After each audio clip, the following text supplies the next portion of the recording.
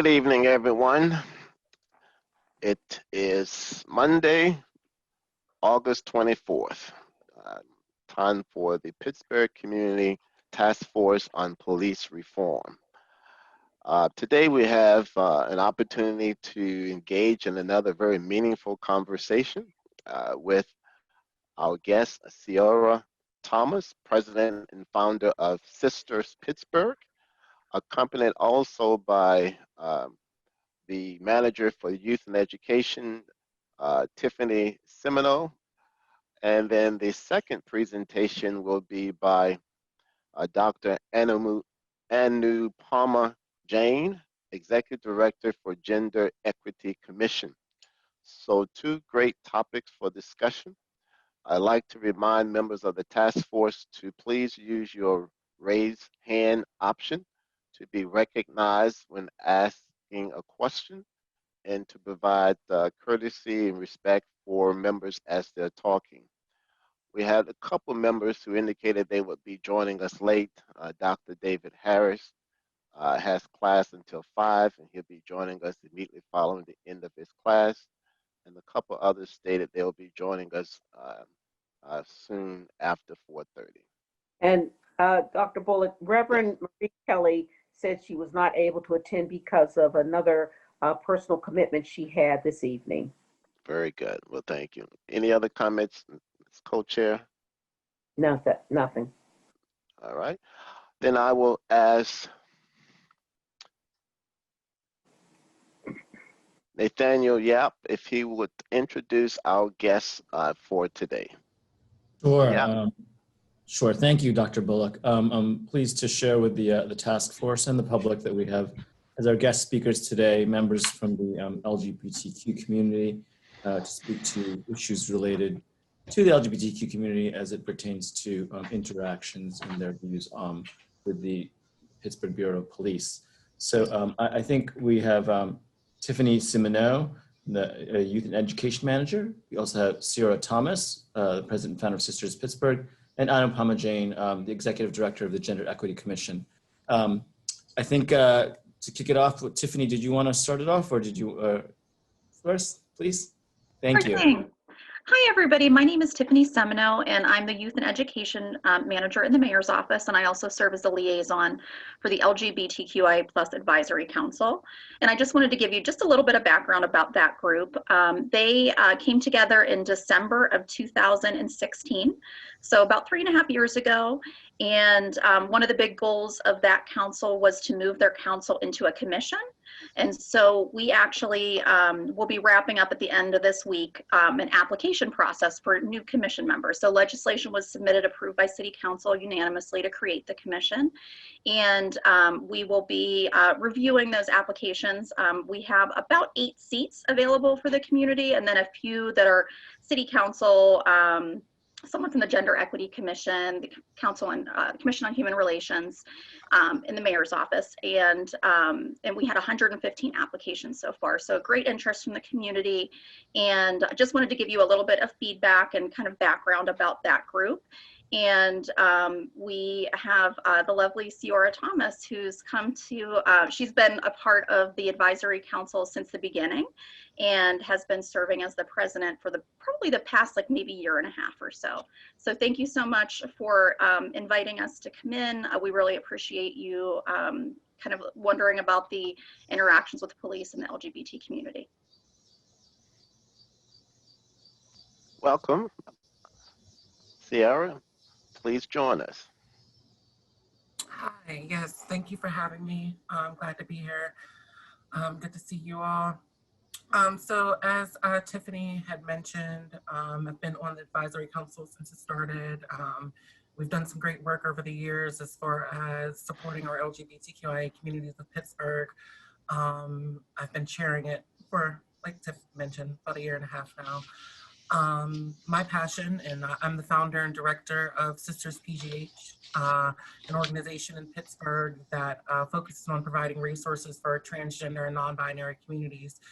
This includes our community center located in Swissville at 2014 Monongahela Avenue, and we also offer housing to our homeless, transgender, and non-binary communities within the community through our housing project called Project T.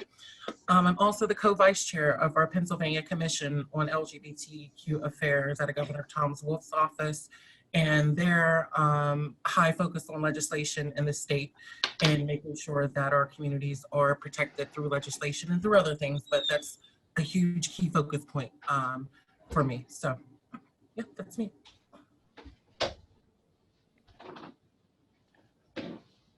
Any questions? Go ahead, Dr. Bull. Go ahead, Nathaniel. No, I was just gonna open it up for questions to the task force, or either Tiffany or Ciora. I guess I'll kick it off if that's okay. Maybe if either one of you, either Tiffany or Ciora, if you could perhaps speak to what some of your top concerns and issues are as it pertains to interactions with the PBP over the last handful of years, the things that you've been working on with the PBP to ensure that those in the LGBT community, those in particular, those in the transgender community, are receiving the protection and hopefully building the partnerships between the community and the PBP as much as possible. And as well, if you could also touch on what some of the challenges have been. Sure thing. I can start and then Ciora can hop in because she certainly has, through her organization, a lot of interactions with the non-binary and transgender community. But one of the things that we had when we started the advisory council was a public safety group. So we had a work group of members that met with Commander Eric Holmes, who's been the contact for LGBT issues in the PBT or the PBP. And one of the things that we were impressed with as a group was that within the police academy, there is training for new officers that are coming on the job, and SOGI, which is sexual identity, sexual orientation, gender identity and expression. But that had not been, those are for new members of the police force, but that there was not that same training for all members. And so those folks who came on board, 5, 10, 15, 20, 30 years ago, don't have that same level of training and understanding of the myriad of gender identity and sexual orientations that are out in the community and necessarily how to work with those folks. May I ask a question? Is this appropriate? Not yet. Okay. I'll put you down. I may forget, but that's all right. Sure thing. And I don't know if you would like to hop in, Ciora? Yeah, sure. So yeah, we have been, throughout the years of my organization has been in existence, we have had interactions with the police through protests, interactions with the police through those that we serve within community, transgender, non-binary community members, and LGBTQ community members, particularly those of color, Black and brown folks in Pittsburgh. One thing that has really stuck out to me, and we've been trying to make this connection to find out how this cannot happen, is the prostitution stings. And I use quotations when I say prostitution stings because we don't use the word prostitute. That's like a slur. We use the word sex workers, and these are sex workers within the LGBTQ community that are forced into sex work because the economics around us does not allow us to be, does not allow us to thrive within the community, whether that's finding employment, housing, adequate medical care, all these things that we need to be able to live within community. And we find ourselves doing sex work. I'm an ex-sex worker myself, ex-homeless person myself, and grew up in the city of Pittsburgh. And what happens during these prostitution stings, not only are we putting people that are already marginalized in even more dangerous situations by taking them down to ACJ where they're not safe at all in Allegheny County Jail, we're also taking away more resources from a community member that just needs resources instead of putting them in prison. And when in doing so, using the media as a way to make these people feel less of a human by criminalizing them to the public, to Pittsburgh. When you have things on WPXI like transgender prostitute, caught in the hotel by Pittsburgh police, that causes a wave of things within community, because you have to think about when this individual gets out of jail, they still have to go back into the community. So they're dealing with also community members who may not have known they were trans, who may not have known they were sex workers, who may not have known their personal life of trying to survive in Pittsburgh. So I'll start there. I have a list of things, but I'll start there. That's definitely something that has been on my mind for forever. You know, protecting our sex workers, and looking at that as sex workers are also victims of violence. And during this, sex workers can be sexually assaulted, raped, robbed. And who can they call when this happens? No one. Because technically that's an illegal thing, you know, in the city of Pittsburgh. And when we're looking for protection from those who will, you know, rob us, beat us up, kill us, you know, during these times, we need to understand that that relationship is not there where we can pick up the phone and call the police. So, and I'll start with that. Angela, I see your hand up. Yes, thank you. And so, Ciara, actually, I'd like to hear more of your list, if possible. And before doing that, Tiffany, one of the things that you had mentioned was related to the training. So more specifically, would you like to see this group put forth a recommendation that training be for all officers, regardless of the time that they have been on the force? And then specifically to Ciara's point, one of the things that I have been listening to that is extremely important, that as it talks in terms of the Black trans community, if we're going to talk about Black lives mattering, we need to talk about all Black lives, and that's a voice that many people have not been paying attention to. And I would say even like on a national scale, that have been many Black trans murders that have just not been addressed at all at the hands of police. So thanking you for bringing that up. So want to hear more of your list, but Tiffany first, if you could speak specifically to, is that a recommendation you want us to put forth? Yes, so from our public safety subcommittee, that was a recommendation that they really felt strongly that all police officers that are interacting with folks on any level, and you know, anyone who is working with the public at all or are in the PBP should be required to have a SOGI training. They have an understanding of how to respectfully work with the community.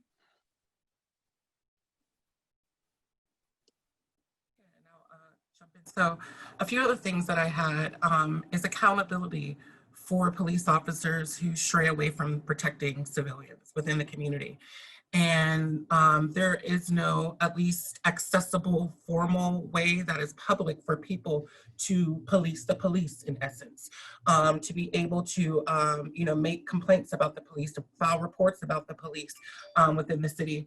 There are officers who have sorry about the background. There is officers who have sexually assaulted LGBTQ people, raped LGBTQ people within the city of Pittsburgh, outside of the city of Pittsburgh. And through my years of organizing and having this organization, these individuals have come to me and individuals inside my organization as a safe space to be able to report these things. And before I became a part of the advisory council or a commissioner of the state, my voice was not heard like it needed to be. But now that we are able to, or now that I'm able to have these roles, which is, that's not even a good thing, that I would have to wait to get a role, you know, within a city or a state to be heard as a Black trans person. But I am able to now use this as a communication for those who are not heard or paid attention to within the community when they are experiencing these things.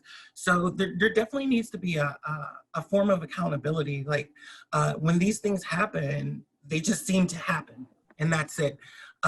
So that's one thing, just having a form of accountability where folks can reach out to. I would reiterate the trainings as well, like Tiff said, and also not just the SOGI trainings from trans people. My organization, we provide training to several organizations around the city, the state on how to include trans people in your curriculum, how to respect trans people, just down to the basic minimum of like pronouns and things of that nature. So those, I think training should always be happening, especially with police, because as we know and as we see, officers come into that force and to that system with different beliefs and different things, and they may not agree with a lesbian, gay, bisexual, transgender, or non-binary person. But how are we making sure that their beliefs are not leaking into, you know, this system that is supposed to be here to help us within community? So that's another thing.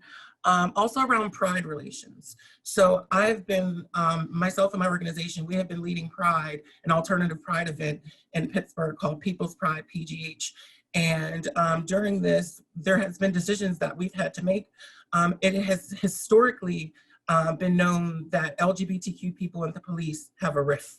Our liberation started with a fight with the police, and that is known around the country. So when our foremothers and forefathers call for no police in our prides, that shouldn't be met with hostility from officers when we say that. We're saying that to protect those within our spaces that are not comfortable around the police. Yes, other conversations can be happening, you know, to try to bridge those gaps. But at the same time, when we hold these events, knowing the history with the police, it has to be respected for the police to back up and let us have our Pride celebration and move along like that. And again, continue to having conversations where to see what this would look like. Because again, this is not the first time I'm sitting in a panel or a conversation, having a conversation with a police task force or police officers or the chief or, you know, I've had conversations for years, you know, with these people. So it's like, we can keep having these conversations, but if we're having these conversations with no tangible solutions after we have these conversations, the conversations are for nothing. So we have to make sure that we're leaving with action items, you know, when we end these type of panels, and especially when folks are coming on, you know, giving their lived experience of what they've been dealing with the police, and that being put into the police system. Like, this is actively happening, and we need to stop this and finding ways to do that. Ciara, are you involved, your organization, in training with the Pittsburgh Police, Bureau of Police at all? No. So that conversation had happened, I want to say 2 years ago. There was a group, I was a part of a group, we were specifically working with the Allegheny County Jail, but and the officers in the jail, but it still leaked off into Pittsburgh Police too when we were having those conversations. And those conversations stopped because a Black trans woman who was involved with supporting the police in training was met with transphobic attacks, verbal attacks from the police officers while she was doing the training. So, in chuckles and jokes and stuff like that while she was doing the training. So that broke that bridge. It was just like, well, we try and we try and we try and we try. And a lot of times back in the day, we were trying for free and doing the work for free just to be able to be there, to be a voice for our community. And now we're here. You weren't able to communicate with leadership of the police bureau to correct that going forward? Well, when people are experiencing emotional abuse from people in power, yeah, they don't, it's not perceived as a safe space, you know, for trans people, trans and non-binary people, LGBTQ people. So it's like, it's not our responsibility as community members to bridge those gaps. It's the police responsibility to bridge those gaps. Well, I'm chairing the subcommittee on training, and I'm going to ask personally that you and Tiffany, when we're done with all this, as soon as you can, because we're in a time issue here, if you would send in what I call summary point fashion, some people call it bullet points, we don't call it that because of anti-violence work, in summary point fashion, exactly what you would like to see the Pittsburgh Police, Bureau of Police do to meet your concerns, objectives, And even if you want to put in a paragraph or two on history of why you feel the way you do, that could be an addendum, historical addendum. But the main piece would be summary point fashion, what you would want to see happen and why. Is that acceptable? And I'll give you an email, cav.pgh. CAV is in Coalition Against Violence, cav.pgh@gmail.com. As soon as you can do it, prefer it as a Word document. Prefer it as a Word document. And complete as possible, because we're not going to get to do this again as a group, and we have a committed group. So I would appreciate that. I'm sure the whole team would. Thank you. Valerie? Thank you, Dr. Bullock. Great points, Tim. I have 4, and I'll just say the questions first, and then we'll go from there.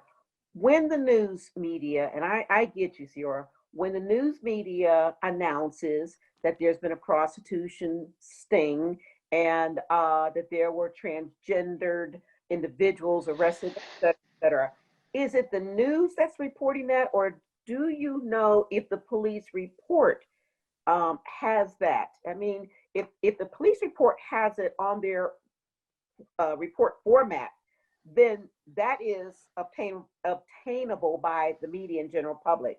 So are you saying that the news basically lifts the information off the police report? And okay, then I answered my own question. That's a tough one. Accountability.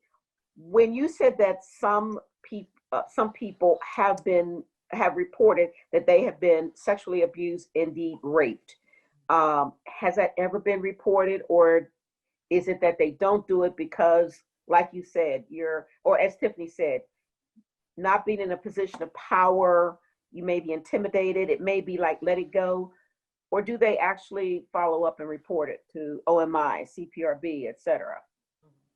I think it's case by case. I think, people who feel compelled to report it. And there are also those who I'm reporting to the same person that assaulted me, or to the same group of people that assaulted me. And we see blue, so yeah, that's. Got it. It makes just what I expected to hear. And where do you find the most complaints that they give to you?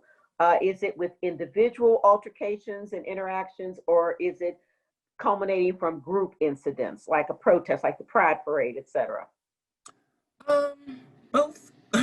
I don't think there's a differentiation, except that when you're in a protest, you're in a group of people. So stuff happens to groups of people. But when you're an individual with a police officer in a car, anything can happen from that point, and it does happen. So, yeah. Okay, my last question.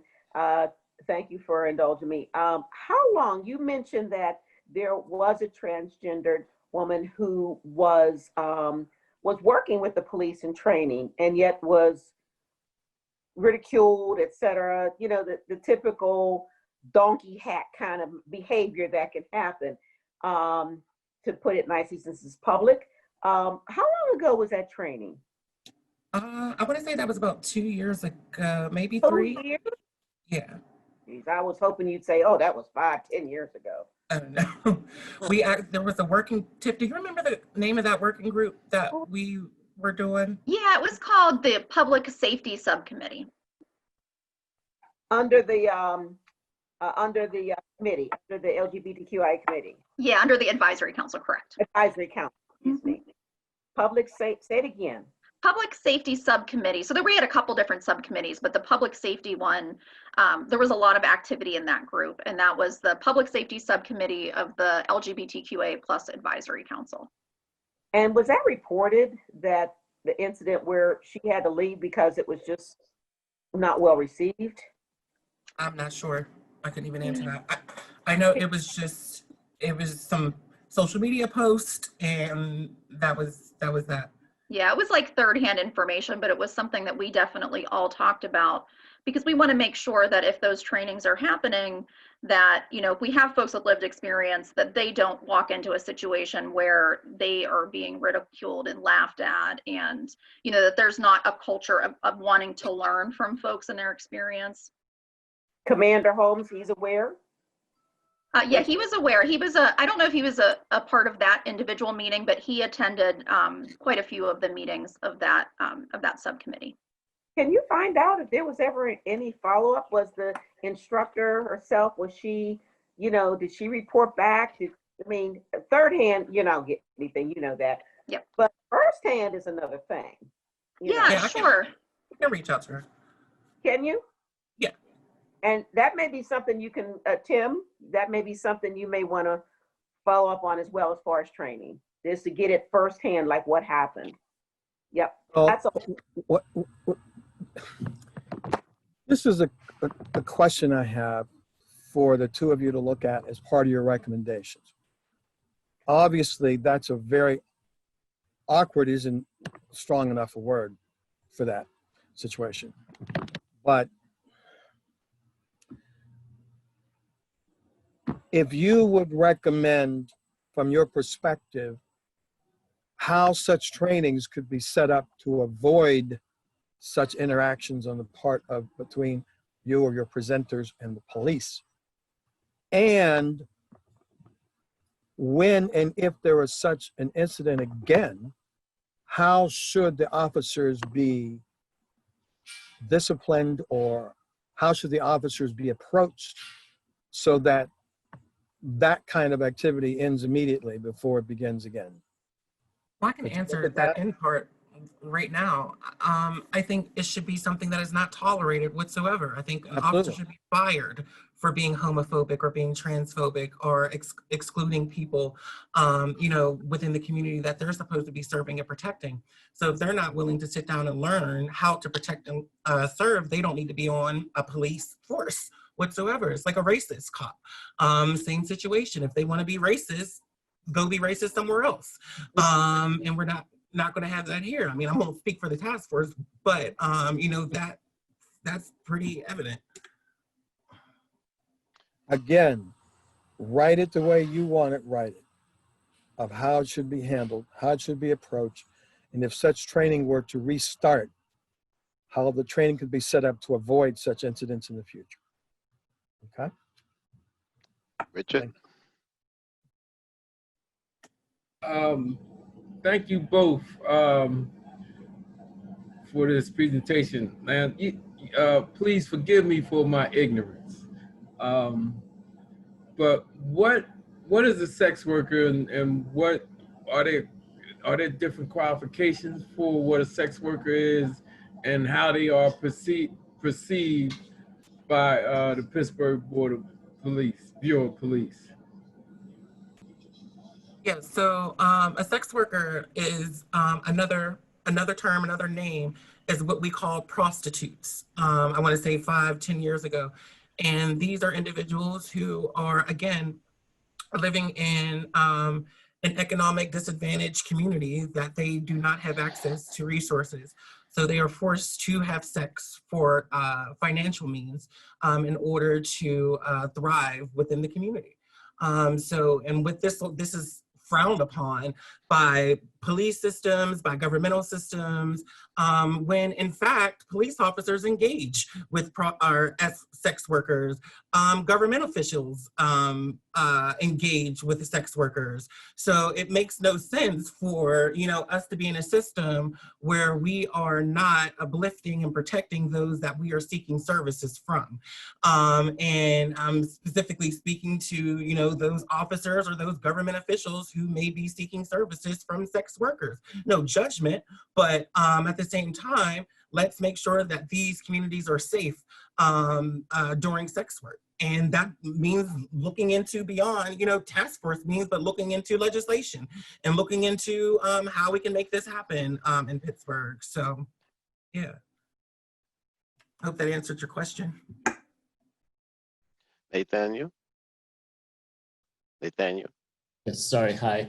Ciara, I wanted to ask you a question as a follow-up to something you brought up earlier related to sex workers, and you indicated that a lot of times it's the police force themselves who are responding to situations. And I'm curious that involve sex workers. I'm curious from your viewpoint, in an ideal world, who would you like to see responding to any sorts of situations? Should it be the police? Are there alternate services? If so, who are those alternate services? Or if there aren't alternate services like that here in Pittsburgh / Allegheny County, are there types of services that you've seen in other cities that maybe we should have here in Pittsburgh?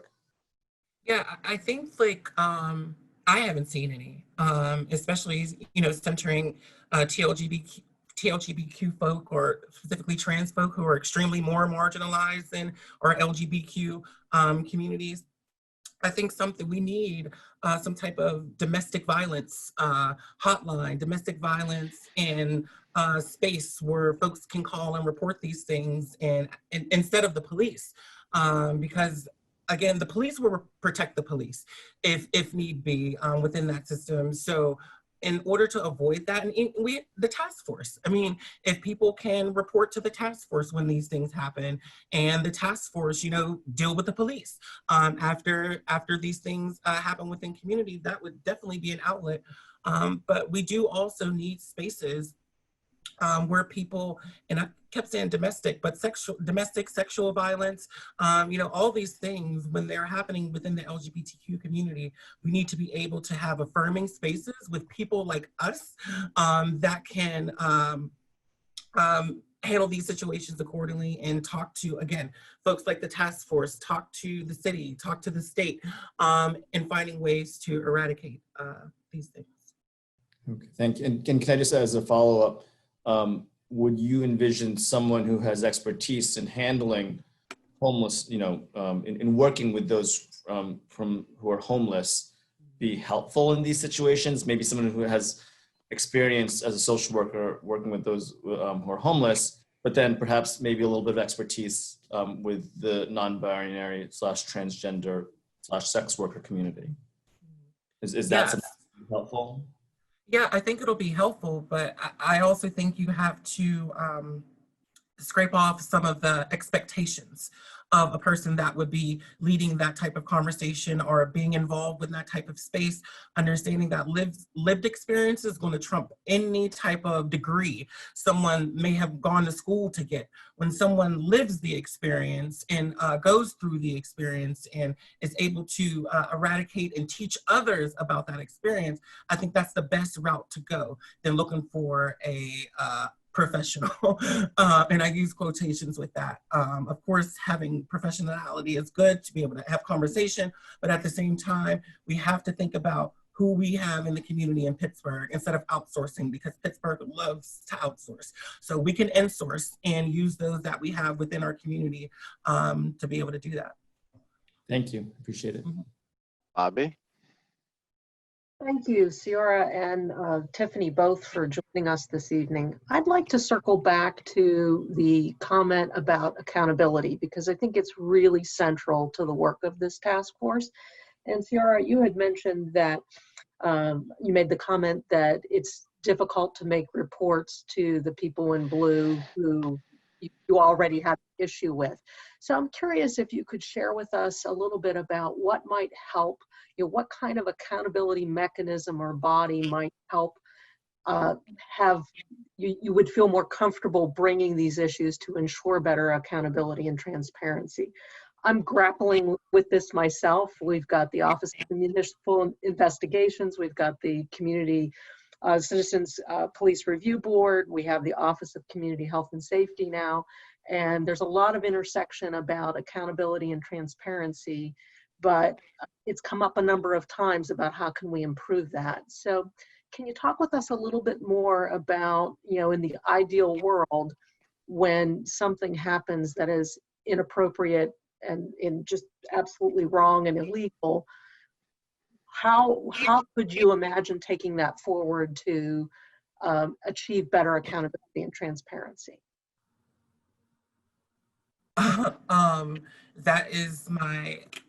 That's all I can register in my head is to fire them.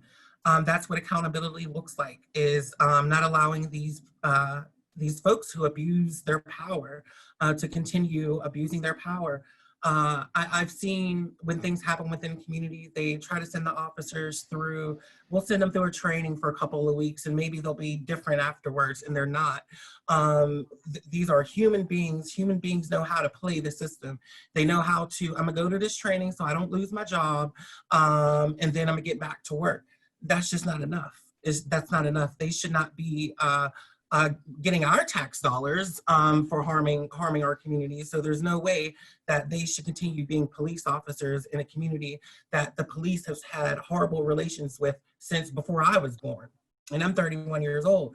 And I listened to my elders who was here before me within community, who has been dealing with these same things again before I was born.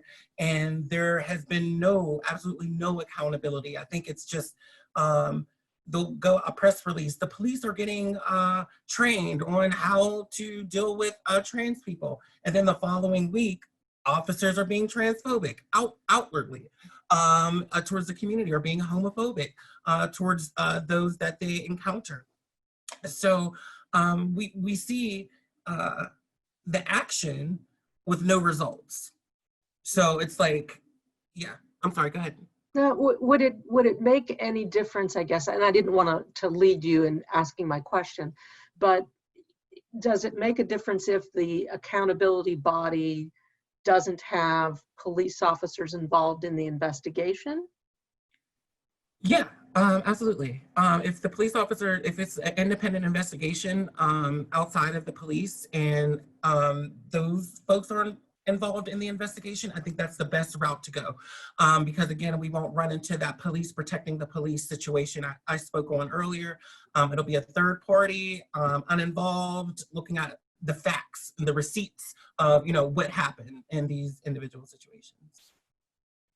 Thank you. Laura, are you basically saying that this is a recruitment issue too? That some of this stuff, it's just like racism. It's embedded. It's in there.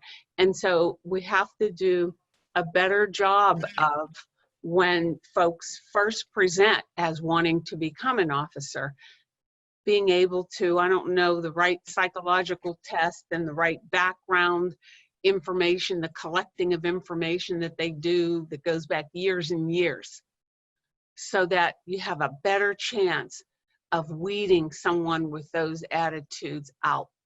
I realize that people do evolve in their way of thinking, and they come around and they think, God, that was stupid or whatever. But I think for the most part, people stay the way that they are. And it becomes worse or weaponized when they have power. So is that pretty much what you're saying? And yes, ma'am. That's what I'm saying. Yeah, I know. I heard a few years ago in Pittsburgh, I think it was 2017 or 18, that a trans officer was being brought into the force, and in Pittsburgh. And everyone, that was a conversation for a while within the community, like, well, maybe they'll be more inclusive now because they have a trans officer. No, even the trans officer was having trouble being an employee of the city, being an officer, around other transphobic officers. So that was short-lived. So like you said, it's a sickness. Not only a sickness, but just something people won't let go. So weeding those folks out would be essential if those relationships are going to start. Ron?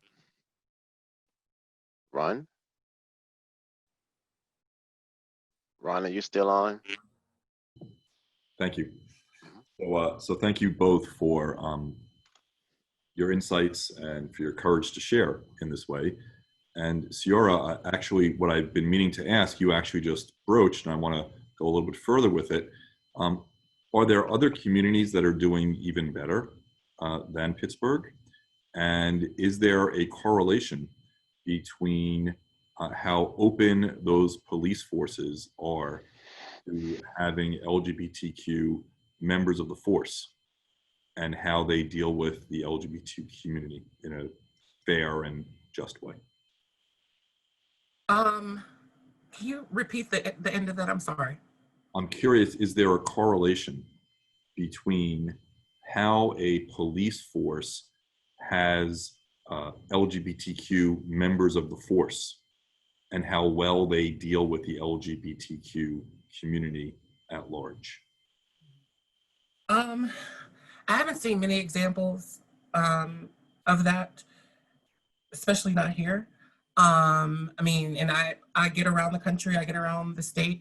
I haven't seen that as being a reality. Again, what I just talked about, the trans officer, that was the first time I've ever heard of a trans person, you know, joining the force in ever. There are 100%, you know, LGBTQ people that are on our police forces, but answering that right now during a time, our Black lives, we are actively protesting and on the streets. I couldn't even begin to. So which community, of all your travels and all your studies and conversations, which community out there is doing it at least a little bit better than Pittsburgh so that we can look to them as a model? Again, I'm sad it's sad to say, but there isn't any that I've seen. The relationships between police and the LGBTQ community are just that. I mean, our history is rooted on having issues with the police, and that continues. And a lot of people don't understand the difference between like city police and those who work in Allegheny County Jail. And these are two different bodies of people. But they're all police to community members. So that blame is going to be put on everyone involved in the police system. So, and that's just where we are. And again, that is not a bridge that you know, the LGBTQ community should be building. It's a bridge the police should be trying to build, you know, with the community. And even when that happens, like we're having a conversation now, if the community, I'm not the community, if the community is not receptive of that, they just aren't. And there's nothing, you know, anyone can do about that except try to, you know, do your jobs and call out those who are harming people. So, yeah. Thank you. Amanda?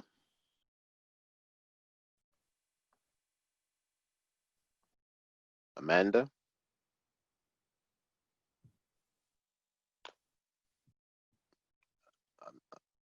Amanda, are you still on? She may have gone away. Let's go on. No, I'm here. I'm sorry. I'm trying to unmute my headpiece All right. here. I'm sorry about that. I should have lowered my hand actually because co-chair Valerie McDonald Roberts did indeed ask a number of the questions that I had of Ciara and Tiffany as well. All right. Thank you. Thank you. Angela? Yes, and this is for either Ciara or Tiffany. So my question's related to Bobby's question that she asked earlier, but mine is a little bit more direct in terms of the Citizens Police Review Board. Do you see that as a place where the LGBTQ community can go to file a complaint? Since it is an existing entity. Tiff, you want to answer? Sure, yeah, I would say, I would say that I know of some cases that have been filed, but I think the awareness isn't there. And I think members of the community are concerned about retribution. So if, you know, is it anonymous? Is there a chance that this person, especially if you are, you know, if you are engaged with something like sex work or other activities that are deemed illegal, you know, is that something that they can come back and there's retribution against you? So, you know, there have been some cases and we do direct folks to that avenue, but I think there's a fear of anything, especially with police in the name. I think there's always a fear of, are police involved? You know, they're going to know my address, they're going to know where I live, they're going to know, you know, who I am. And so I think that there's a lot of work that needs to be done there to make sure members of the community, all communities, but particularly our most marginalized communities, need to understand that that is a resource. And when you say more work, are you saying in terms of the confidentiality around the process? I would say around the confidentiality around the process and around just the awareness. that group, what would you take to the Citizens Police Review Board? What is appropriate? What kind of actions do they take? I don't see a ton of outreach at community events or awareness to the community that is a resource, that if they do have an issue with an officer, that they can go there. Thanks, Angela, Thank for you. asking my question more directly. Sorry, Bobby. Perfect. And I would also add too, making sure that you have representation of LGBTQIA folks within these spaces. So like on these review boards, on different spaces that have power, within the city that are here to not police the community or whatever, is going on. We need representation in those voices, because again, when you have people in the community that have experienced these things and these things are brought to a task force or a review board, it can be handled with a lens of understanding this is what's going on with the community. Tim? You bring some very difficult issues, like very. Tiffany, on the, how do you get around the security of names if people are bringing forth a complaint, which requires someone to sign the complaint, I would imagine. Secondly, to your knowledge, is there anyone from your organizations that are currently involved at all in the training of the police? I know what you said, Ciora, about what happened 2 or 3 years ago, but is there any relationship at all, or did that just break down because of what happened with comments and giggles and insults from 2 or 3 years ago?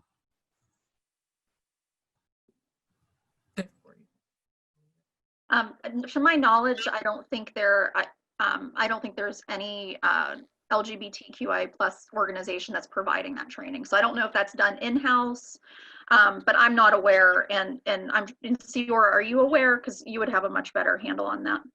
I know Sarah was having conversations around that for a while, but and Sarah was on our advisory council, but I haven't heard anything in a while, so I'm assuming no. Let me ask you this. There's like there's a national there's a national curriculum for SOGI That's what training. I was going to ask you. Is there a national curriculum? Yeah, there is. There's kind of a standardized, train the trainer type of curriculum. So they may have someone that's in the PBP that is, certified as a SOGI trainer. But, if they don't have experience as a member of the LGBT community, I think, that's a loss. So I think it's one thing to just do a training and, have people kind of check boxes. It's another thing to have folks come in to talk about their personal experience, things that they've faced, why it's important. I think that, that would definitely be much preferable. Could you share us that document? I'm sorry? Oh, the training? Yeah, we may have a copy of it. I'll check, and if not, I can send you like a link to the national. Electronically. Yes, sure, for sure. And your comments on how it should be presented and by whom, and reasons therefore or thereof. Why? Why? Wow. Okay. Valerie? Thank you, Dr. Bullock. As a follow-up, we can ask about the psychological screening. Sylvia, you're absolutely right. I am a strong believer in weeding things out front end instead of dealing with it on the back end, because you're kind of stuck. So I don't know. That's something that can be asked that from HR. The other thing is, real quick question. Ciora, I'm assuming that the police recruit, the new police recruit was who didn't survive because of all the bias that was shown. Was that I'm assuming that's trans male, or was it a trans female? It was a trans man. Okay, that's what I thought. So they had a double whammy. Let's see. I'm going to find out who does provide training at the academy. Tim will get together. I think that's at MPOETC training, which is kind of standardized. Has there ever been a convening of police officers? There are many police officers on the force that are not biased. There are many, many who are very biased and are basically homophobic or have homophobic tendencies or just plain ignorance. My personal opinion is you're not going, if you have to weed out everybody that is like that, you're going to have a real narrow police force. It's going to be so small. But just like state police officers often have physicians that are on the operating table and they see a swastika on somebody's arm, they are still required by their oath to be able to do what they have to do, period. It doesn't matter how you feel. It's a matter of what you do. So I agree with you, Sierra, that we really do need more accountability on that.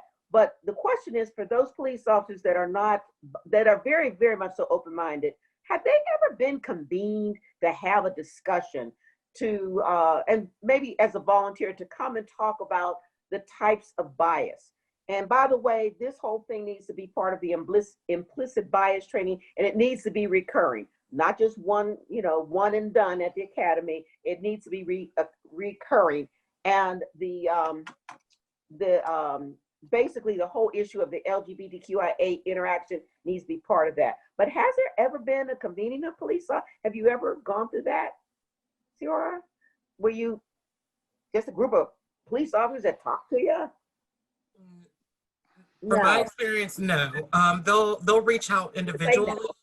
Yeah, but no, there hasn't been a convening. Okay, that's all. Thank you. Do we have any other questions from members of the task force? We have about 3 minutes before our next presentation. I have a request with the request I made earlier, because I am, I've sent to my team a number of documents which will be somewhat simplified by at least tomorrow to send out to look at recommendations. Because we are in a time warp, not a time warp, but time challenge, could you get those summarized or those summary points to us by at least maybe Wednesday morning? Is that asking for too much? Tim, this is Tiffany. I would be happy to do that. And what I'll do is I'll coordinate with Ciara. I'll prepare the document, and she can put some information in there and make sure everything looks good on her end. But I'll definitely work on that for you tomorrow. Thanks, Tiff. Again, they would be the summary points of recommended actions and or policies. And if you want an addendum of the why, the history that causes you to make the recommendation. Is that acceptable? That works. I appreciate you. Dr. Bullock, I don't have a question. I just have a thank you for Tiffany and Ciara. And Ciara, I heard your comment earlier, and I just want to say I greatly respect what you said. That one, you've been having conversations for a while. You're tired of conversations, and you actually want to see change. But also the comment that you made that there are those, and I've heard those voices as well, those who, one, don't want to come to the table, and as I've heard, you want to get rid of the table, period, and start to look at something new. So I greatly respect and thank you for coming and talking to us. And I'm sorry, Dr. Bullock and Valerie, I do have another question. This is a little touchy. I have to. Have there been... Ciara was about to say something. No, I actually have another meeting at 5:30. Oh, okay. I have a quick... Go ahead. Tim, be quick. Ciara has another meeting that she has to get to at 5:30. Have there been conversation? I'm trying to... I've been done if you let me leave me alone. Has there been conversations on taking the legality out of sex trafficking, or whatever word you want to use? Have there been any discussions locally or in other cities, and how's that been handled? Something to that effect. Yeah, or at least minimizing the impact legally. Yeah, there has been something in that direction. there's been conversations around decriminalizing sex work and what that will look like for sex workers within the community. So yeah, that has been happening. It hasn't you been share- happening like a ton locally, but in some cities they have effectively decriminalized it, and they've also stopped doing things like doing sting operations. Thank you so much, Ciora. She has to run. Okay, But thanks. in other cities, they have decided to, stop doing sting operations. And so you're not getting people who, are very desperate and, are advertising online. They've stopped doing that, and there's been some success. So we could send those over as well. Thank you very much. Tiffany and Ciora, thank you both for taking time to talk with the task force. You've provided a wealth of information and have enlightened us to better understand many challenges that you're facing, and will provide us with added information that can be integrated into our recommendations that we will be presenting. Chairman Bullock? Yes. Well, I'm sorry. May I please make one more comment? Is this Amanda? This is. Yes, sorry. go right ahead. Yeah, this is with regards to changes in policies in arresting and prosecuting sex workers. It seems to me that it may be worth having a conversation with the DA's office. The DA is our top law enforcement official. And if, for example, there were a decision to be made by the DA's office and the DA that, hey, we're not going to prosecute sex workers anymore, then the police would be less likely to keep arresting sex workers. So I don't see how we can really have a discussion about it without some input from the DA. It might be worth a conversation. Thank you. Thank you. Well, thank you again. We will, you received several questions from members of Tim Stevens' task force, and we appreciate you taking the time to assist us in gathering and returning that information. We will now transition to our second presentation with Dr. Anu Palmer Jane, Executive Director for Gender Equity and Commission. I did see her join. Hi. Hello, welcome. We will ask Valerie, can you introduce Anu for us, please? Yes, thank you. We just call her Anu, and because people just short name. But Anu has been with the city. Anu, has it been 2016? 17, 3 years now. 17, 3 years now. First, the Gender Equity Commission was actually legislated by former City Councilwoman Natalia Rudiak, and with a budget and stipulations, convening a board, etc. And the person was to be placed in the mayor's office in an executive position to manage that commission. So that's where Anu has been, and she's there, I believe, full-time now. And Dr. Jessie Ramey, I believe, is still the chair of Chatham College. And Anu is always been about intersectionality of gender and a number of other issues, factors, and elements out there beyond just gender. So she knows what she's talking about, and I'm probably sure she has a PowerPoint presentation. So Anu Jane, thank you. Dr. Anu Jane, thank you. Thank you. It's lovely to see you all. Thank you for all the wonderful hard work you're doing. And I am going to, as Valerie suggested, share my screen. And I did send this to the co-chairs, so you will all have this information. And just let me know if you see if you have any problem with what I'm trying to share with you. So the first thing I just want to take full screen. There you go. Is it? Yeah. Yes. So this is about the Gender Equity Commission, and Valerie already started us off. So we are part of a global network of cities that have found when we treat women's rights as human rights and try and make change in local municipalities, we can achieve some real successes in breaking through what are often legacies of gender-based barriers. As you know, it's the 100th year this year, the centennial of suffrage, which was really some white women's suffrage, and we still have challenges to full voting for everyone in the United States. But some of those legacies of gender-based and other barriers still persist. And so we are tasked with working with the city to change city policies and practices from the inside, to translate, I sometimes say, activist social justice visions into policy.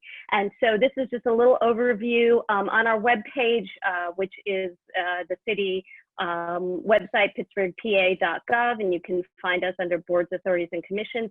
There's a short TEDx talk, less than 10 minutes long, purposely so people can find out about us. Since we are the city's newest commission, we're always trying to make sure people who are interested in engaging with us know about our monthly meetings that are open to the public, and that we are as accessible as possible, because, and I really appreciate following Tiffany and Ciora, that we are committed to gender equity for all women, including trans and gender fluid people, and we take an intersectional approach, recognizing that none of these are quote unquote women's issues, they're human issues, and that we're all impacted by gender. So that's a little bit about what the Gender Equity Commission is. This is a timeline, and I sent the slides to all of you, and we will be putting this up on our website, and linked throughout the timeline are documents that we've produced. So I feel like the mostly volunteer group that I work with, 16 people, 4 of whom work for city government along with me, but the volunteers have been tireless in really trying to share what we're learning. And so the first thing is, in 2019, the Pittsburgh's Inequality Across Gender and Race report, and that gender and race are 2 of the best predictors of life outcomes. And in Pittsburgh, as we all know, there are incredible inequities based on gender and race. And so this shows our work since 2016, and also gives you access to data about our city that can be really helpful. And then most recently in June, we presented to City Council and the Mayor's Office a set of policy recommendations based on the data that we had been collecting and analyzing. And our policy recommendations are called Building an Equitable New Normal, Responding to the Crises of Racist Violence and COVID-19.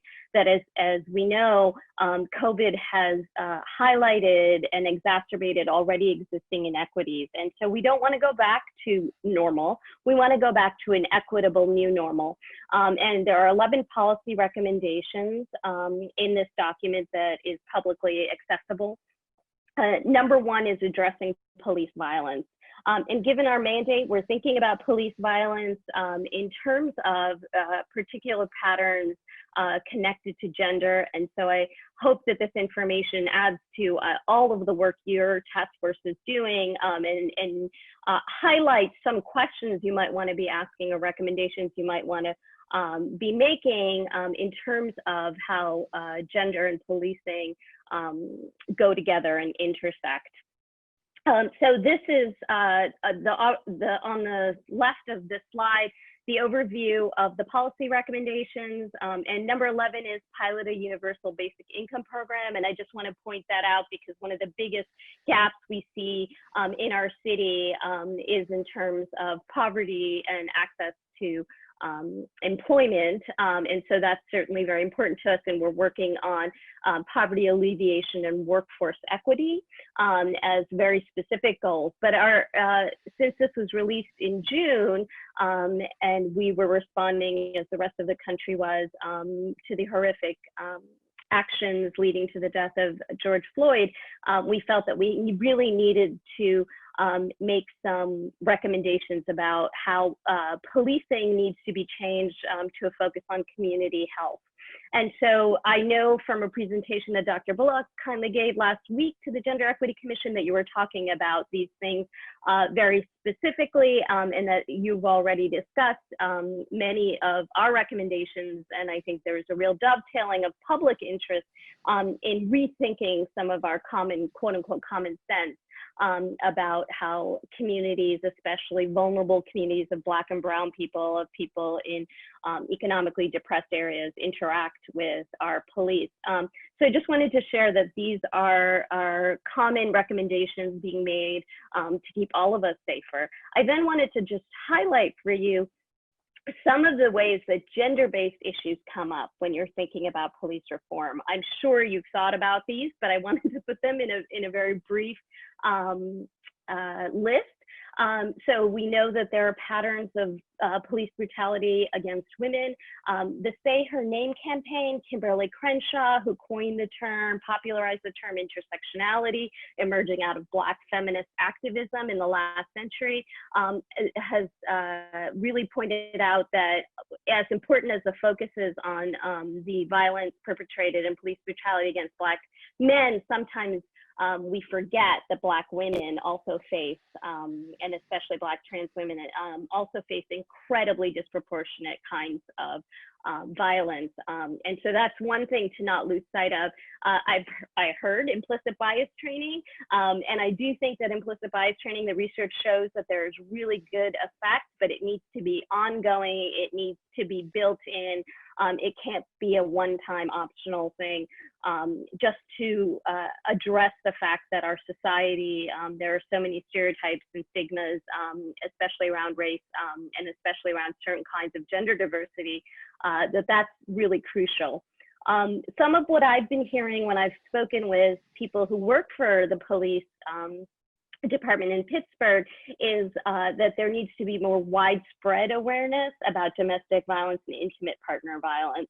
That when police are involved, sometimes this leads to re-traumatizing people who are experiencing these kinds of violence because cycles of violence related to these gender-based patterns aren't always things that are part of the training or part of the information. That's to not even go into the area of what do we do when we have police who may themselves be perpetrators of these kinds of violence. And so throughout the country, that's an issue that police forces are thinking about. Recruitment of diverse police personnel. There's some research that suggests that when you have more women, that you might see some changes in the attitudes of police. That's preliminary research, but we certainly know, and I put in here a quote from a study about the rise and decline of women in the Pittsburgh Bureau of Police, that the diversity that people talk about includes this dramatic decrease in the number of women.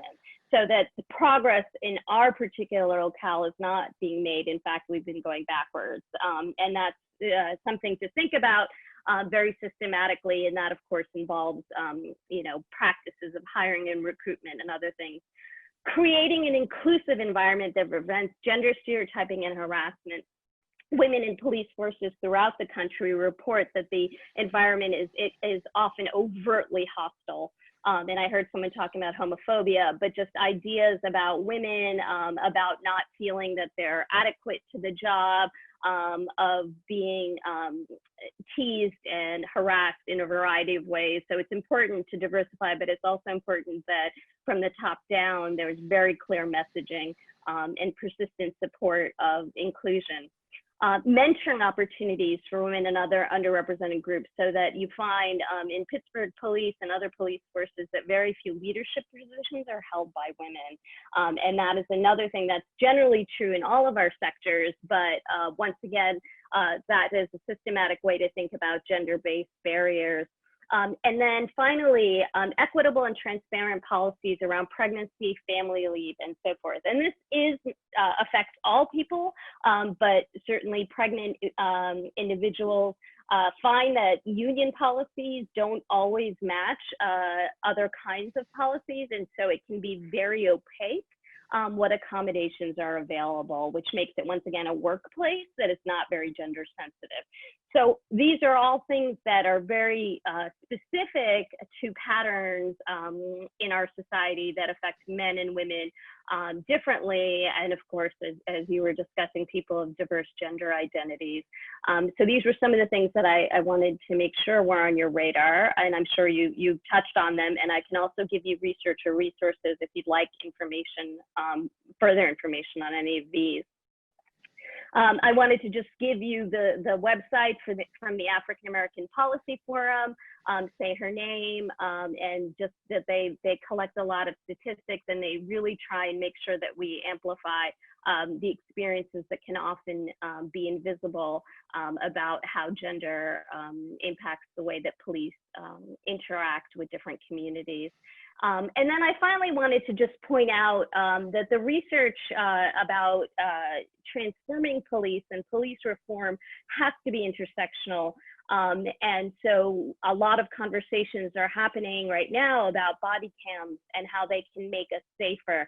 And this is a recent piece that really talks about the ways that gender and ideas about proper behavior, about the way that sex workers are harassed, for example, gender non-conforming people, how body cam legislation needs to really take into account the way that these members of our community are interacting with the police, that we need to highlight and really make sure that we are protecting the most vulnerable in our communities, who can sometimes be very much ignored when we don't think about the implications in these intersectional ways. So those are my slides, and I wanted to leave you just with these questions. This is from the UN, and it's from January of this year, and they're just a great set of questions that can help guide benchmarking if you are making recommendations, asking these kinds of questions. One of the questions, number 4, are there specific provisions that allow women police officers to be assigned, sorry, I meant number 3. Do women police officers have facilities to meet their specific needs? Only in the last few years have some of our fire stations and police offices actually made sure that we had gender specific, gender inclusive facilities. So these questions to me are a good guide to say, when we start to make reforms, when we recommend reforms, how are we going to measure that we are affecting changes that are positively impacting all members of our communities? So I will stop sharing my screen, and hopefully I kept to my about 10 minutes because I know you're busy, but I'm also available if you have questions, and if the co-chairs, if there's time for me to answer any questions people might have for me. Absolutely. Thank you so much for that detailed overview and perspective on gender-based issues for police reform, gender equity, and questions regarding gender equality. We do have time for questions, and I see the hands going up, and there are some hands that were still there, so I'm not sure if they were up or down. I'll start with Angela. Were you up? Yeah, oh yeah, I just put mine up. All right, Angela. All right, so a quick comment, Anouk, so glad you were able to come. I don't know if you saw, but BET Saturday at 11 p.m. Will be airing Her, and it's addressing Breonna Taylor, but also other women in the Say Her Name movement. So I'm gonna be taking a nap during the day so I can get up and watch that one. But I have a question on 2 of the recommendations that you have in the in your building sorry, I'm forgetting the title of it right now because I actually have the report open, but just wanted to see how we as a task force could help to promote these, and also to see if you've had any traction on these recommendations so far. So one of them is number 2, where it has mandate the collection of disaggregated data, including about gender for all city department functions, programs, and initiatives. And so from our perspective, we have been dealing with data and that disaggregated data, and not only the collection of it, but how do you then report it? So if you could speak a little bit to how the task force can support that one in our efforts. And then the other one is related to number 4. So as we're looking at a lot of the activities that police are involved in that relate to human services, and how can we support these human services entities, your number 4 dealing with prioritizing resources for women, girls, trans, and gender diverse people, and then you go into a list of those services. But those were the two that I kind of brought out that I thought would be relevant for this group. So if you think there are others that we could amplify, let me know, but then I'll now stop talking so you can respond. Sure. And so one of the reasons the Gender Equity Commission exists is because there is such a wide gender data gap. And I always use the example of the crash test dummies, that to make cars safer, when they started using airbags and mandating airbags in cars, that they didn't test, but they used a standard sort of male body. And so women were killed by airbags. And there's a wide range, a spectrum of physiological differences of whatever, in whatever gendered groups. But just to say, disaggregated data, which means data that we can look at, including by gender, but then ideally also by race, by socioeconomics, by education, by all of the factors that are part of the social determinants of quality of life and actual life. That is a persistent, long-standing problem. And so the way in which the Gender Equity Commission is doing this, and it sounds like the task force is hearing from a lot of different entities in city government, is in some ways we may not have data from before, but we can certainly start collecting data. And so one of the things we're talking to the mayor's office, since that's where I'm housed, is how do we have a common system for collecting the data? And there is perhaps a concern, a very humane concern, that data collection in the past and in certain circumstances has been used to further marginalize people, to identify people and stigmatize them. But there are very systematic, thoughtful ways that we can collect data. And if we start to come up with, and maybe this is something to think about citywide, we have really strong nonprofit communities, but using a similar kind of system where we can track data across our different efforts. So we're at the very beginning of doing that. But there's a lot of receptivity, I would say, in the mayor's office to mandating that we start to collect disaggregated data. And there are so many gaps. So the Gender Equity Commission is actually working on doing community-based participatory research, because a lot of the publicly available data does not allow us to disaggregate beyond some very large categories where we miss patterns. So that's the first thing. So that's something that we think is really important, but it's partly about future activity because it's not been the habit to have disaggregated data.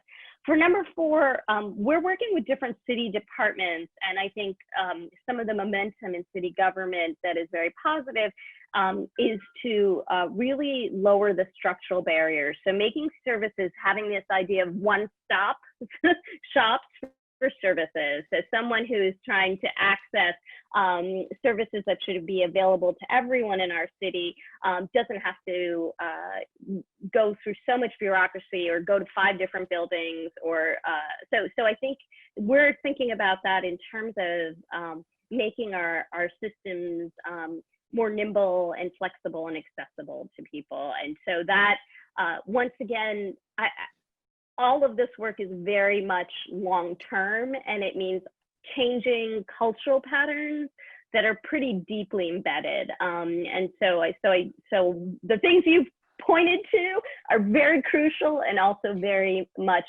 long years of work ahead of us. I hope I answered your question. You did. Thank you. Thank you. David? Good evening, Ms. Jane. Thank you very much, Dr. Jane, excuse me, for being with us this evening. I appreciate it. Very interested in what you had to say about the recruitment and retention of female police officers. One of the things that the task force has been very interested in, and that the mayor is interested in, and that the president's task force on 21st century policing in 2015 was very interested in, was the transition from warrior to guardian culture. And I noticed how that was in your last report as well. And I know from reading the research and talking to people in the field that you get more of those guardian behaviors more naturally from female recruits, because they tend to have, as a group, any individual can be different, but as a group, there's higher verbal skills and a much greater interest and willingness in de-escalation instead of just the use of brute force. And everything that I know about this particular issue tells me that we would be better off with more female officers, as many as we could get. That made the central thing in the middle of that particular page. I'm sorry, I can't be more specific, but it was about how the numbers are going downward. And so the first thing I wanted to ask is, the last number on there is from 2015 when we were at 16%. I wonder if it's worse now, 5 years later. But I also wondered if, do you know, are there active working efforts to recruit female officers the way we sometimes hear about efforts to recruit people from other marginalized communities? And third, is your Gender Equity Commission talking to the current female police officers within the Pittsburgh Police Bureau to gauge whether things are getting worse, getting better as far as the climate issues that you were talking about under the current administration? So I've asked you a lot. The first one, are we below 16% now? Are they recruiting and trying to promote officers who are female within their ranks? And are you talking to them currently? Thank you. Those are great questions. So the numbers are lower. So those statistics are from the article from 2018 that was published and tracked how gender diversity has decreased over time, and since then the numbers have not gotten better. I don't have officially published numbers, but I have numbers from various members of the police. We're certainly not getting better. I do not believe, and you may be able to ask Janet Manuel is the Director of Human Resources and Civil Service, and also a Gender Equity Commissioner, which is wonderful that we benefit from her expertise and insight. So I don't want to misspeak, because there may be things, efforts underway of which I'm not as aware as I could be.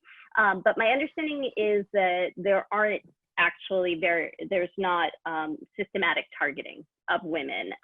And for the third question, that I have been in touch with women and had some informal meetings, and so some of my recommendations are based on information that I've been getting from women and from people who are, parts of LGBTQ plus communities, describing an atmosphere that I use the most polite words, but I think hostile is a very calm way to put the atmosphere for women in police. And so I think that what I know is mentoring and recruitment done well together, I think could really address some of those issues.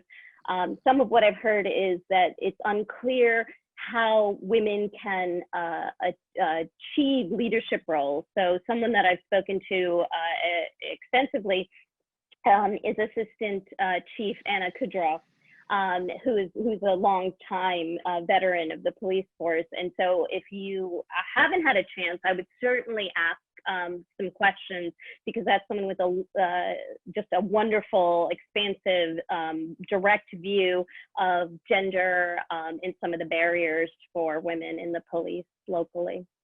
So I think these are really dedicated folks who would like to be able to invite more people to work with the police, but changes need to be made. Thank you very much. I appreciate that. Absolutely. Ron, is your hand up from the last time, or is it up this time? It is up this time. Thank you. Anna, good to see Hello. you. Hope you're doing too. Thank you for all your service and all your knowledge.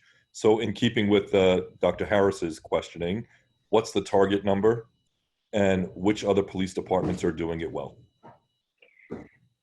That is a really good question. And I actually just got a memo from one of our wonderful policy coordinators, and I'd have to look at it to tell you because we asked for model policies from other cities. So that is something that I will share with the co-chairs because they actually, Jordan Fields is a wonderful policy coordinator. I think Ala Mohammed and Lindsay Powell, amazing policy team in the mayor's office. They gave us model examples from other cities in a lot of categories. So off the top of my head, I'm not remembering which ones I would recommend.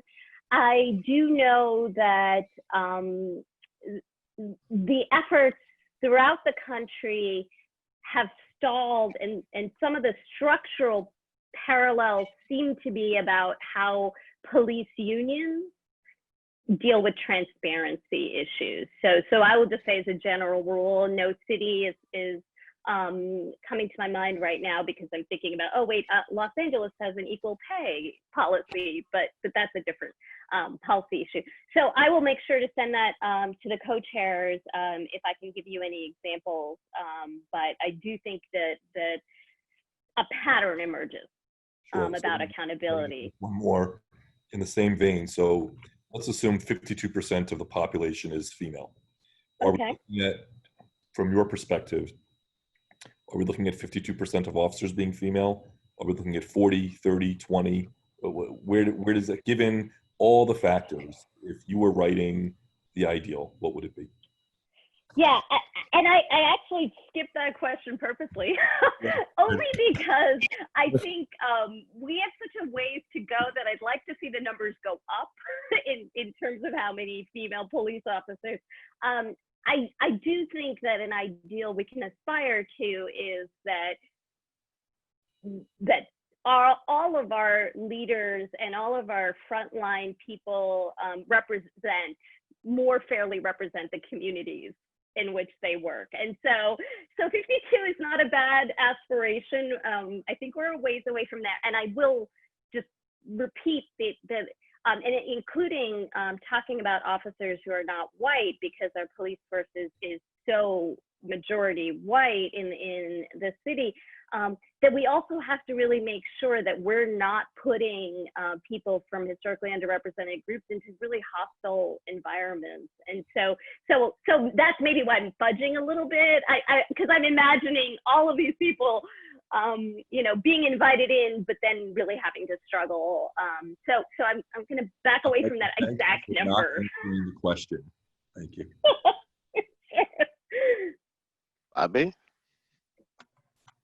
Good evening. I want to circle back to data questions because it seems like throughout our numbers of weeks of work on this task force, we keep coming back to where's the data, how can we disaggregated data, and how can we make recommendations that deal with typically marginalized populations in the community if we don't have the data. So I guess in a perfect world, Dr. Jane, if you could talk a little bit about how could we begin to structure a recommendation about how can we collect some of this data to ensure accountability, to ensure appropriate policy and practice with people with disabilities and women and African Americans and other minorities that are being policed in the community. And we've heard from numbers of presenters about what some of the breakdowns are, but we can't seem to access the data to help inform policy that informs practice. So kind of a long way around to how can we begin to break down this issue around not having the data? I share your frustration. So let me just say that. I do think it's one of the challenges and why we're talking about equity today rather than diversity or equality is because we have in the past not really tracked well or systematically or humanely in order to say we are making progress. And so this is something we need to change immediately and in all of our spheres of influence. And as I said, I have this vision in a perfect world where we dovetail, where we're doing it in sync. So I don't come up with some way of tracking the data that can't interface with the way that another city department, much less another organization. I've been having, and it just I will say very briefly that I have a history as an academic. I'm getting much better at not being long-winded, I hope. I looked at Valerie there, but I've been talking to a lot of the researchers. So we have, you know, the eds and meds in Pittsburgh. I'm talking to people who work with data all the time. And some of them have offered things like working with one of their classes and getting their students to help, making it part of their education to actually help us do this work. So that's maybe too long term for the task force. So in some ways, I don't know that we can make up for the failures of the past right now, but we can all say, okay, right now we need to do this. And I was speaking with, and I'm forgetting what department they were in now at Pitt, and they actually work very specifically on data collection. And I will look for that name, and they were making some really good suggestions, and they were addressing this sense that, well, if you ask people, do people want to tell you about their disability? Do they want to tell you if they're LGBTQ+? And the answer was yes, actually people do, if they're asked in a way that isn't intrusive and that allows them to self-identify rather than being, you know, told, like a system that says, are you male, female, or other? Not the way to go. But these are people who specialize in this work, and just that we're lucky that we have a lot of these folks in town. So I'll try and make some connections with some of those folks. That I use the data because all of the work the Gender Equity Commission does, we're trying to make policy recommendations based on solid evidence so that it can be sustainable change that we make. But I'm running up against the same issues that you are. And so I've been really trying to lean hard on the experts who might give me their time for free since I work for city government. A little bit of their time. I'm not suggesting we all exploit the academics. Sorry if I suggested that. Thank you. Thank you. Valerie? Just a point of correction. Dr. Jessie Ramey is not with Carla. She is with Chatham University. That's all. Sorry. I knew you'd catch that. I knew. All fine. Do we have any other questions from task force members? I have to say hello to my friend Anu. Hello, Tim. She was part of the glue of the Black and White Reunion Summit a few years ago and was with us for at least a couple, actively 2 or 3. And so good to see you. I'll be following up with you. I'm chairing the Subcommittee on Recruitment, Training, and Education. Okay. So I'd like you to give some focus on that arena because I'm running out of brain space and paper, but we don't want to miss anything that needs to be in this report.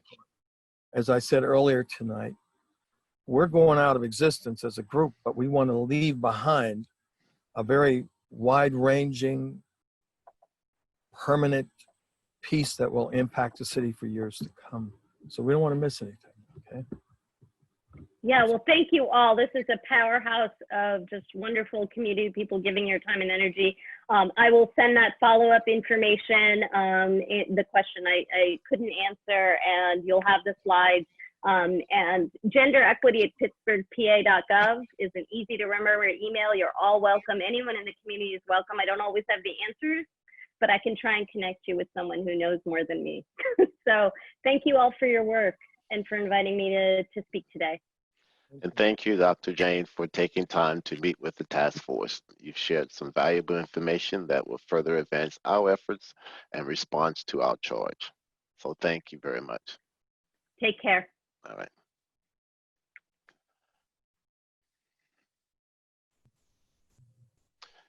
Well, this is the earliest we finished our speakers, when we have about 20 minutes to discuss, just get some updates on the subcommittees to see where everyone is, and if there is a subcommittee that needs any assistance to gather information or other needs, that we can work collaboratively to help you meet that task.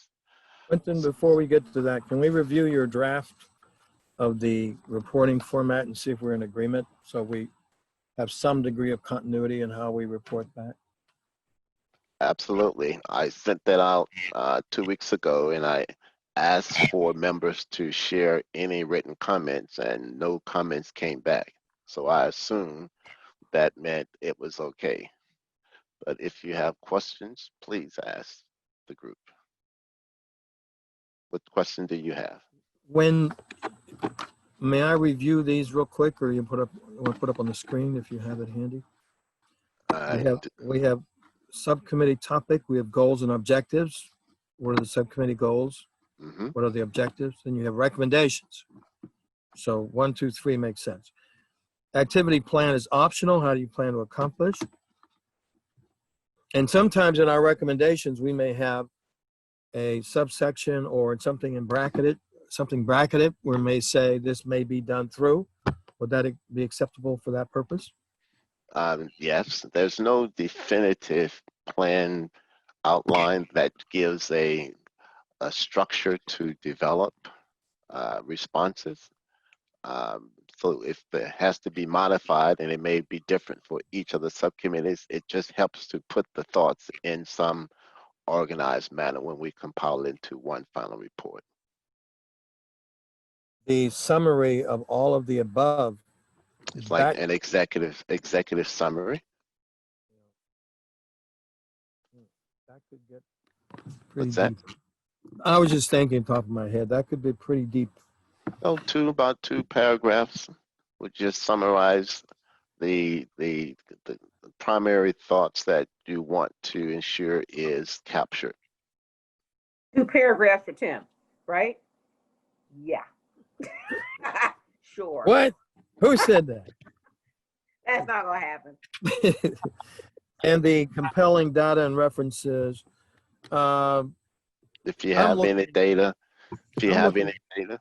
Yeah, I'm looking at times with a set of recommendations, maybe having a bracketed piece, like these recommendations came from under that section of recommendations. I'll have to see it to better Well, I'm saying if we had, like you have a reference list, and if you have a reference list of documents that you can refer to or footnote it, that could also work. Remember, once it's prepared, we'll all be looking at it, and any changes that we want to suggest or recommend, the group as a whole will assist in getting it finalized to where we want it to be. So don't feel stressed. Do the best you can with what you can prepare, and then when we look at it together, we will work together to get it finalized. I do have a question. For those subcommittees and also individuals who, just all of us as a task force, if there have been people that have provided input, suggestions or whatever, and you want to kind of give them a little credit, how would you suggest that be done?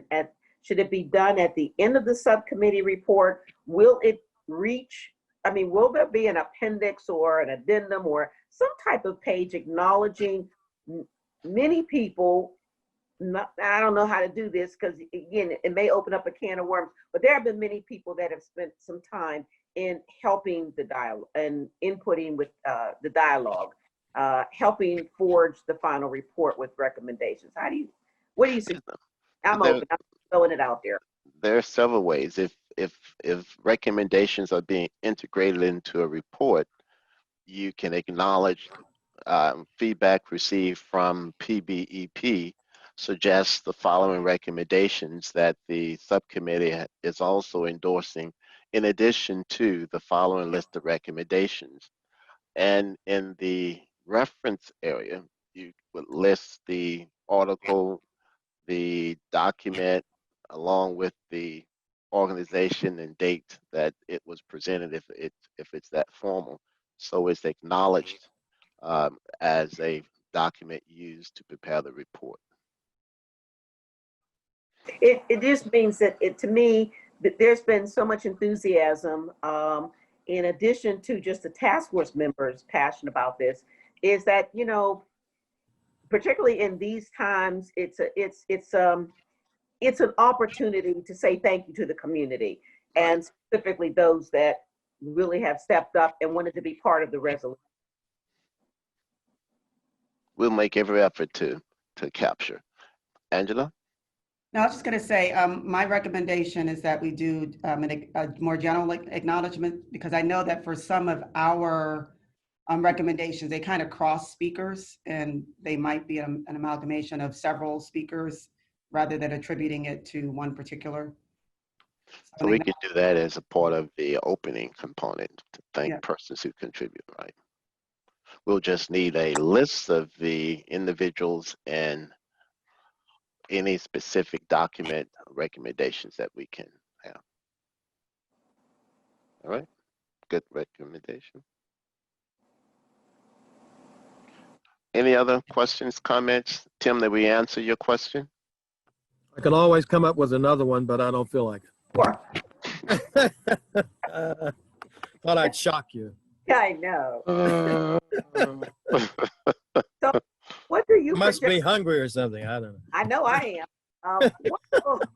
What will you project the how to proceed next week, Dr. Bullock, as far as it looks like we're done and now we're ready to deliberate? And I mean, if it took an hour to deal with a short paragraph for a press release, we're gonna need some time to discuss what the content looks like. So how do you suggest we proceed?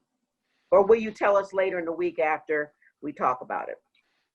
Well, the first is to prepare your best effort summary utilizing the suggested guidelines, the goals, the objectives, the recommendations, and then the executive summary. Once everyone prepares their report, then we're going to present that in advance of a meeting to the entire task force. And then we're going to just go through and discuss it, make comments, and then refine the document following that meeting, and then present it back until we get it finalized. But we want all of it finished so that we can present it and critique it. There may be a best model that comes forth from one of the subcommittees that we could say, wow, the way this subcommittee did this looks pretty good. Can we align the others to look like this? Or it may suggest something totally different than what has been prepared to make our message and report more profound for presentation and content.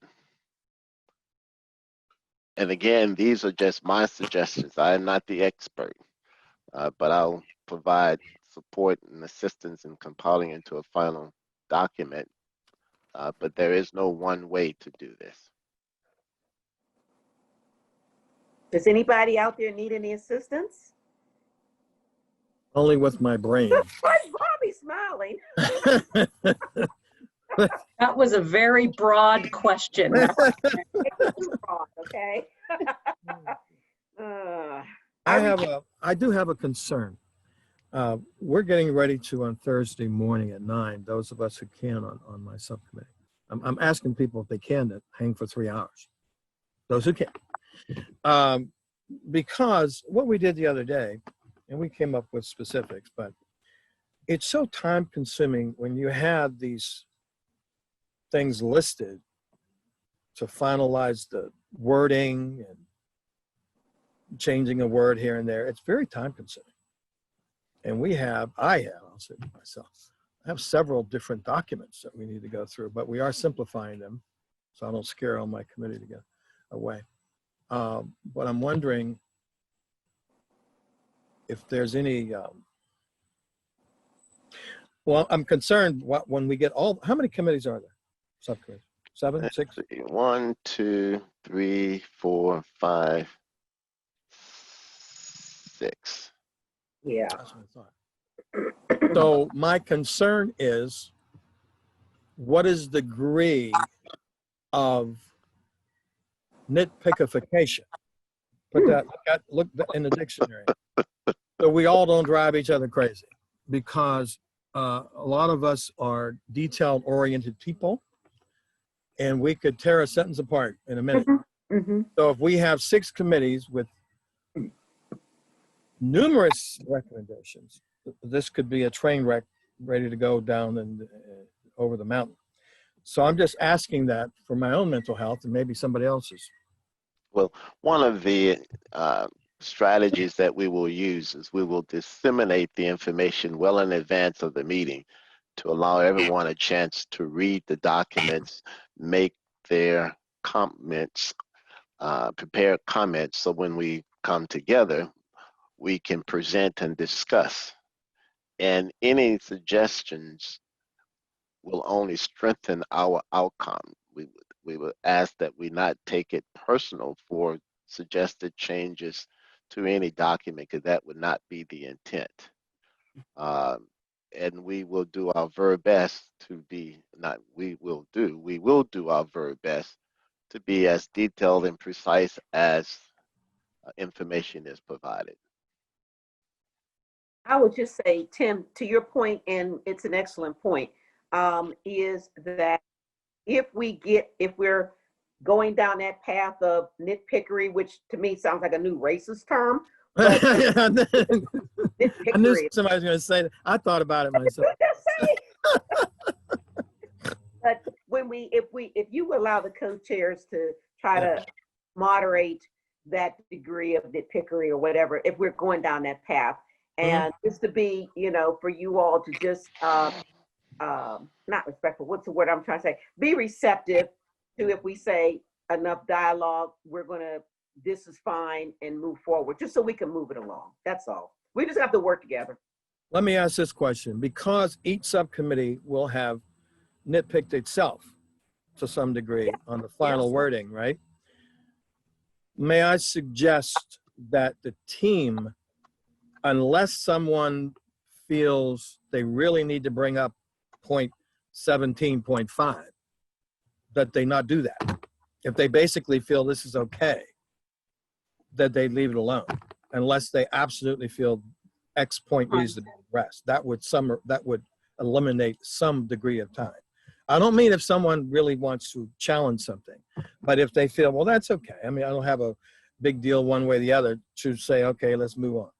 What do you think? What you're saying is, don't get into wordsmithing. Exactly. Keep it to things that pertain to content. Yes. And the bottom intent. line Other point. than that, leave it be. And I just wanted to know, Tim, were you talking about me? No, I'm not talking about anybody. No, because I do that myself. So I'm not talking about no. I'm just conscious of the detail that we all have. Yeah. That could get carried away very easily. I'm with you. I don't want to get hung up on a couple words.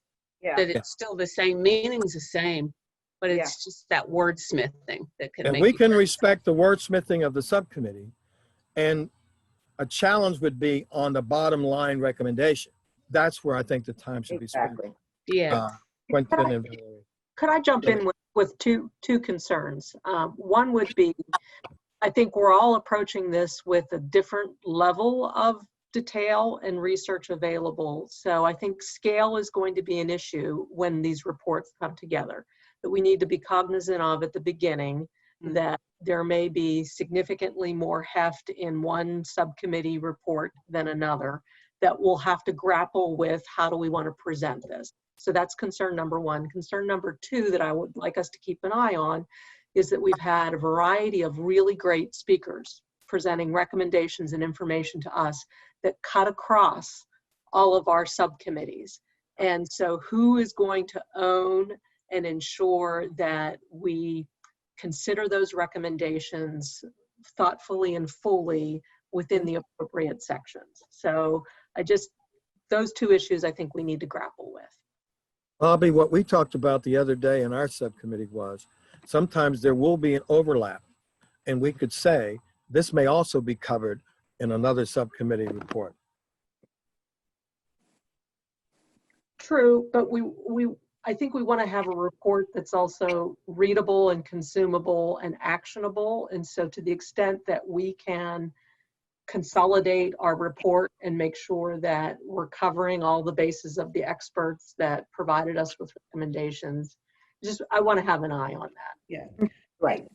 Yeah, so one of the things we did discuss was there are some that are going to be higher level. So they should be for the overall and not in a subcommittee section. So those that are definitely cross-cutting several areas, that actually goes up to a higher level, broader, the task force recommends, and then for specific areas, here are some recommendations. And then as Tim noted, for some where it's also in another area, we could just say this is also referenced in the use of force section and not go deeply into it. And someone at the end is going to have to, just make sure that whatever those titles are for the sections and those embedded links are being done. And that's like my question, like who's the actual puller together, put in the hyperlinks within the document, create the table of contents, make sure that the headers are formatted as headers so the table of contents works, all of that fun stuff that I do not want to do. Is that the mayor's task force? I mean, the mayor's staff people? Yep. We will be working with staff, and I too will be providing assistance with that. As long as the information is provided, we'll get that done. It will take some time to review it and put it into the right format, but it will get done. And that's the value of, again, presenting it and then again reiterating these are things we want to do. Okay, make that note, get that done. Share it back so that everyone sees, because sometimes we may think it's what we want, and then when we see it or read it again, it may have a different meaning, a different spin. So it's an ongoing process. So if we just bear with us, respect each other's time and efforts, we will get to that final product that's readable and actionable. Is the goal for each subcommittee to finish its delineation of recommendations by the end of next week, or what? Well, we didn't put a time frame on it because we said we wanted to allow as much time that would be needed. Of course, as soon as the committee can finish, of course, that allows us to finalize our work. I see, Tony, you have a question? Yeah, thanks. So I wanted to go back to Bobby's comment about the speakers, both at this meeting and also at our subcommittee. We've had lots of good speakers, and there has been a lot of great recommendations. I think there may be things that get lost. I mean, some that were at the very beginning, we might forget some of what they've done. So I wonder if there's a way, again, to track back some of those recommendations, just to make sure that they're kind of front of mind when the committees are working and the subcommittees are working on the recommendations. We did put speakers highlights in all of the weekly minutes. Right. That's in the global link, and it's by date. And we also have any of the reference documents that's also in the, I'd say Google link by title. Okay, so maybe in our subcommittees we'll have some way to look through those or assign them to different members just to make sure that we're doing kind of that recommendation. That's a good idea.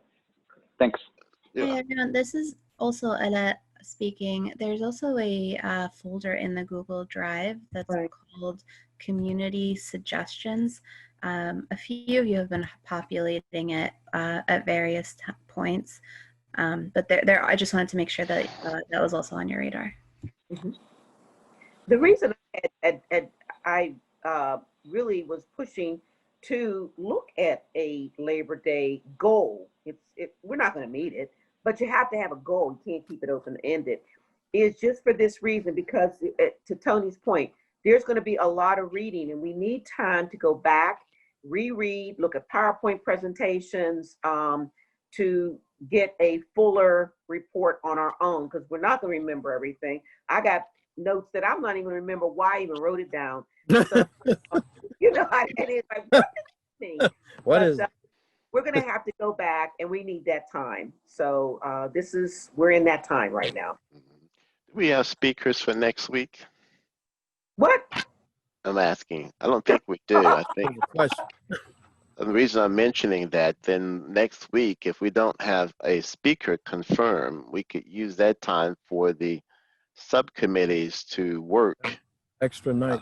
extra time to collaborate and work during those 2 hours. I like it. Yeah. In addition to whatever your other time would be. Right. Alan, can you confirm? I can go into the folder, but I think Yeah, I'm looking at the speaker list now. There's nothing listed for next week. all right. So So do we have any speakers left, or is that it? we have one speaker. Who is that?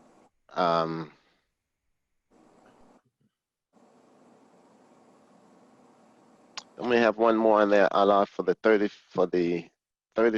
Oh no, that was it. There's no one else. No, that was it. I knew was going to be next week, and we brought it in today. Let me share this. There is a document that Chuck Bossetti, a former Pittsburgh police officer who retired some years ago, he wanted to present to the group. I could either just send it to you all to look at and comment on, or he could present it and we could have a limited time on it. Meaning not more than a half an hour, and then we go into our groups. Is it specific to the work of a subcommittee? Because what I'm hearing, the subcommittees would appreciate the time to just work on their documents. I'd appreciate it too. We'll have to split, since we're sitting on 3 subcommittees apiece. We'll have to figure out who the subgroups will be of the subcommittees. Say it again, Angela. What? We cross subcommittees, so we can't have all the subcommittees meet at the same time, because then. Oh, that's right. That's right. Yeah. So what we can do is just maybe I don't know if someone can just send out some type of quick little doodle poll of. The accountability subcommittee's meeting late this week, so we don't need to meet again. We won't meet again Monday. Okay. Accountability. You're meeting this week? Yeah. So. Who said that? Me. That's Bobby. Bobby, why don't I send this document to you and see if I'll send it to Quentin and Valerie. See if that seems most appropriate for your committee. If Chuck has if Chuck has a broad list of recommendations, send it to all of us. We may be able to extract some things out of his suggestions. All right. I'll try to send it later tonight or at least tomorrow. From Chuck Bossetti, former police officer. All right. Actually, he's a former vice president of the FOP, who I worked with during the Jerry Jackson, if anybody remembers that. He was shot in the tunnel with 51 bullets. You remember the number? Right, okay. And he's always had an issue about how that case was treated because there was a cover-up.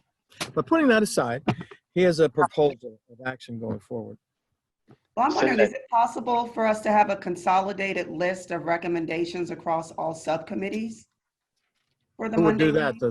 meeting? The mayor's staff would look at the things and pull those out? Possible. I'm saying we just pull it out, send it to someone who puts them all together. Yeah, if you can, if that's an easy task. I mean, it might be over the weekend. Co-chairs, and then as a funneling point, and then so the staff's not getting it from all different directions. What do you think, Quentin? What do you think? And then we'll send it to them. I think that's a great idea. We need a master list. So by Sunday mid-afternoon.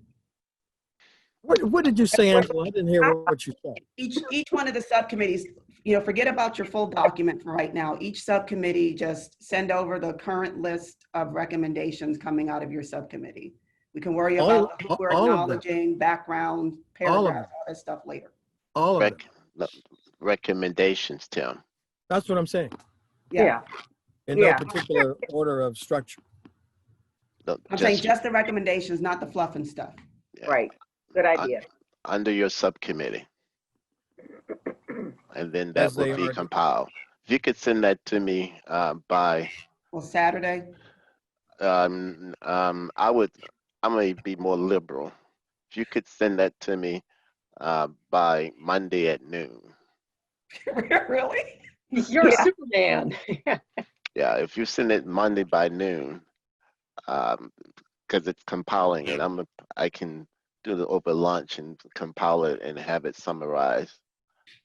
You must have a long lunch. I don't eat lunch until 3 or 4. I don't either. Yeah. We'll aim for earlier, but that'll be the latest. Yeah, Okay. at the latest by yeah. Yeah, I think it's gonna be long, the recommendations. No, that's fine. Okay.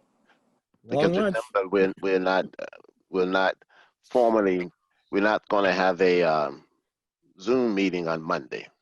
It will, I should say, a Zoom public meeting. Right. Right. All right. Good. So we can have a nice, candid discussion. Yes. All right. Any other comments, questions? No, not for me. Thank you. Everybody. Task force members? Sharon, you didn't say anything tonight, did you? Who? Sharon. Me? You didn't say anything, did you? Oh, Sharon. Were you missing my Sharon. comments? She's writing a report. I know what she was doing. Multitasking. Good to see everybody. All right. Good night, guys. All right. Good night. Time for ice cream or something. Good night. Good night.